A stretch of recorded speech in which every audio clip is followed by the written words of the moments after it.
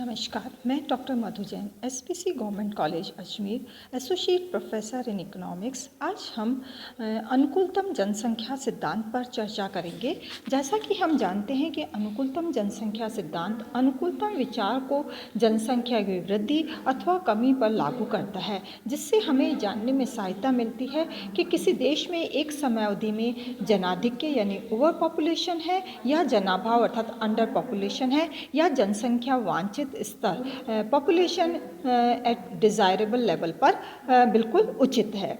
इसमें प्रयुक्त अनुकूलतम शब्द सापेक्षिक है, निरपेक्ष नहीं। वस्तुतः आज जो हमारे अनुकूल है, संभव है वही कल हमारे लिए अनुकूल न हो, अर्थात समय आयाम के साथ ही अनुकूलतम स्तर पर भी बदल जाता है। दूसरा, हम समष्टि अर्थव्यवस्था के अन्य चरों यथा प्रति व्यक्ति आय, प्रति व्यक्ति उत्पादन, प्रति व्यक्ति उपभोग, सकल उत्पाद आदि के साथ में के चरों में किसी देश के अनुकूलतम मान को ज्ञात कर सकते हैं। समायोजन असमायोजन की मात्रा का माप। अनुकूलतम जनसंख्या सिद्धांत के अनुसार एक, जनसंख्या श्रम पूर्ति का स्रोत है। यदि अन्य बातें समान रहे तब जनसंख्या में वृद्धि के फलस्वरूप कार्यशील जनसंख्या में वृद्धि होगी, जिससे देश का उत्पादन बढ़ेगा।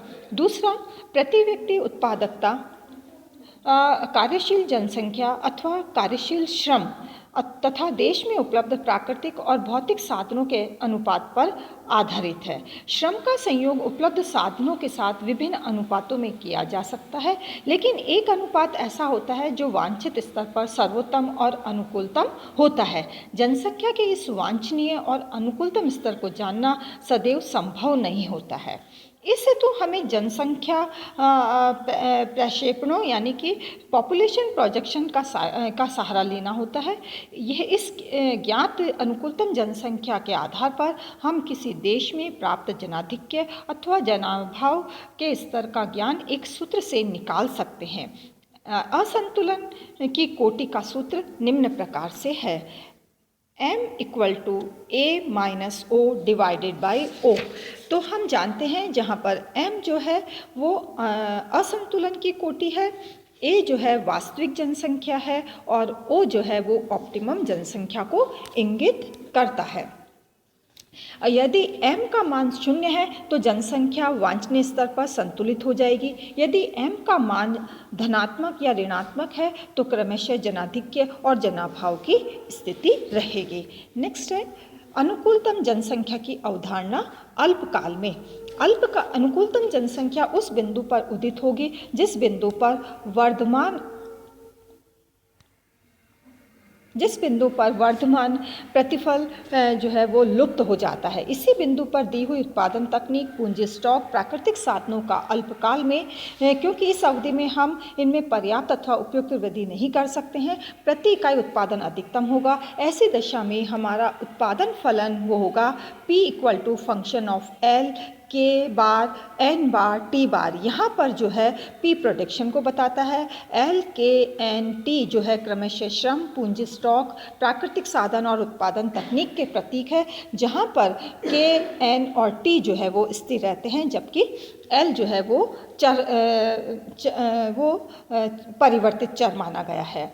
जैसा कि L की प्रत्येक वृद्धि हम जानते हैं कि L की प्रत्येक वृद्धि P में वृद्धि लाएगी और P में ये वृद्धि वर्धमान, समता और ह्रासमान गति से प्राप्त होगी। वर्धमान प्रतिफल के अंत बिंदु अथवा समता बिंदु के प्रारंभ बिंदु जैसा कि इस रेखाचित्र में दर्शाया गया है पर ही जनसंख्या का स्तर जो है अनुकूलतम होगा, क्योंकि x0 पर ही प्रति इकाई उत्पादन जो है वो अधिकतम है। अब यदि प्रति इकाई उत्पादन या श्रम की औसत उत्पादकता P डिवाइडेड बाई L को प्रति इकाई उपभोग यानी C से संबद्ध किया जाए और यदि हम श्रम की औसत उत्पादकता के बराबर ही प्रति इकाई उपलब्ध सभी तरह के उपभोग को बराबर मान ले यानी P divided by L equal to C मान ले, तो प्रति इकाई उत्पादन को अधिकतम करने के लिए हमें निम्न दो कोटि संबंधों की आवश्यकता पड़ेगी। पहला है अधिकतम प्रति इकाई कसौटी, differentiate P divided by DL equal to P divided by L अधिकतम। और दूसरा है अधिकतम कुल उत्पादन कसौटी LKT ब्रैकेट में function of LKT divided by L bracket close L greater than और लेस देन L बार। उक्त प्राप्त दोनों ही संबंध वांछनीय और अनुकूलतम जनसंख्या स्तर की अनिवार्य दशाएं मानी जाएगी। इसमें हम प्रथम को अधिकतम प्रति इकाई कसौटी और द्वितीय को अधिकतम कुल उत्पादन कसौटी कह सकते हैं। जैसा कि हमारा ये रेखा चित्र बताता है कि X1 अधिकतम उत्पादन का बिंदु है जो प्रति इकाई अधिकतम उत्पादन बिंदु X0 से निश्चित रूप से अधिक है। अधिकतम उत्पादन की प्राप्ति हेतु सभी साधनों को उस सीमा तक उत्पादन कार्य में लगाना होगा जब तक कि उनकी सीमांत उत्पादकता शून्य के बराबर न पहुंच जाए। यथा X1 बिंदु पर उपलब्ध श्रम की सीमांत उत्पादकता शून्य है।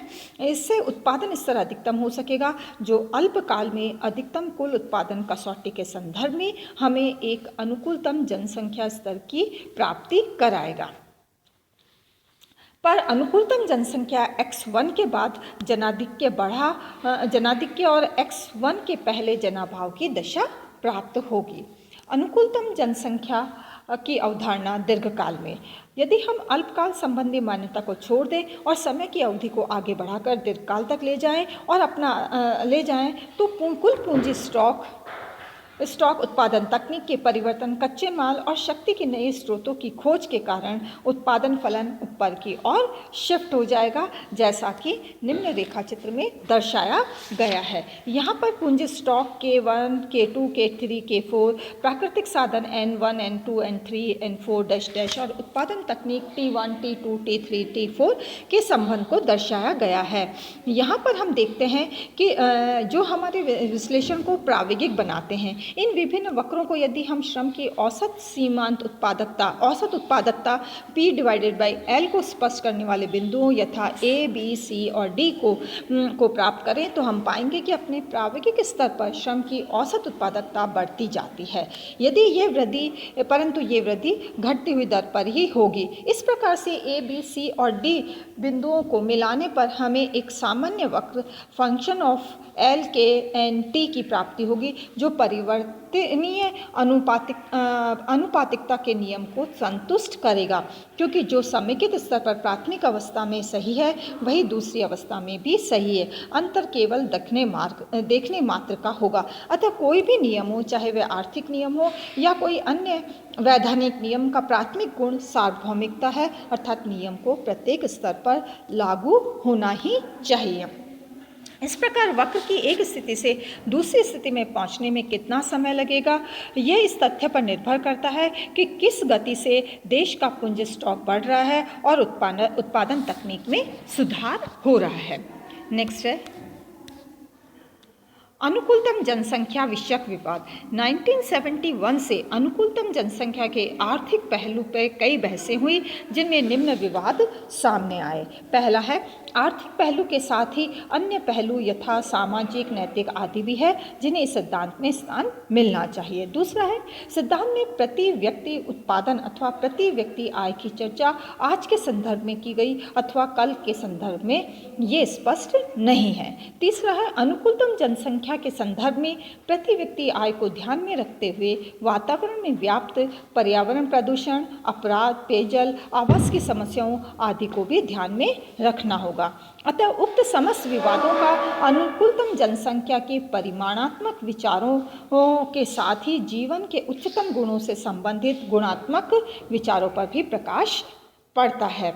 और इस दृष्टि से जैसा कि प्रोफेसर सिंगर कहते हैं, अनुकूलतम स्थिति वह है जिस पर संपूर्ण जनसंख्या जीवन के उच्चतम और वास्तविक गुणों का उपयोग करती है। अतः निष्कर्षतः हम ये कह सकते हैं कि यद्यपि अनुकूलतम जनसंख्या एक निहिर व्यक्ति है, ये कोई सिद्धांत नहीं है, क्योंकि ये जनसंख्या वृद्धि के संदर्भ में क्यों और कैसे प्रश्नों का उत्तर नहीं दे पाता, केवल इतना ही बता पाता है कि प्रत्येक देश की जनसंख्या की एक अनुकूलतम और वांछनीय जनसंख्या होती है। इति थैंक यू।